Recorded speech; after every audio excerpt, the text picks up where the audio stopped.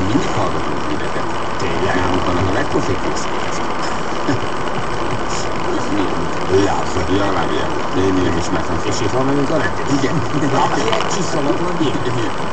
De hogy most már állandóan elfelejtenek bejelentkezni a gépet, azt észrevettétek? Az régen nagyon vicces, a grippet. Most már októberben néhányszor felszálltak, meg mi is beszéltünk róla, még a régebbi kitelepülésen. Most októberben megint felszállt, mert elfelejtett bejelentkezni, most megint elfelejtett bejelentkezni.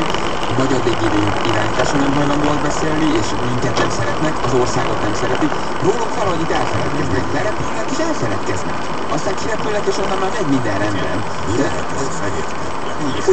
de fura, na ezekhez nem jelentkeznek. 3 percenként felszállnak a gripperek, rászólnak, és akkor hirtelen kapcsolatba lép a polgári légiközlekedéssel, majd utána helyreáll a kapcsolat, és repülnek tovább. Mi van? Hát ennyit a gripperek az elmúlt 5 évben nem repültek, mint amennyit most repülnek az elmúlt 3 hónap. És ezzel ki is mondtad a megoldást. Lehet? Következő helyzet. Így van, gripper pilóta vagyok, és nem adnak kerozint a gépre. Tehát kevesebbet mit csinálok, illetve onnan csak igen, és sportos fölhívom a külföldi haverjaimat, amikre srácok nem áll. Figyelj, ne jelentkezik. Igen, François, mikor értük elvezetni a tózószó kimadnak? nem vagy, nem. Földi irányítás, és akkor mi megértünk. Igen. Nem? Én már erre gyanakodtam fel, hogy csak akkor tudnak repülni, ha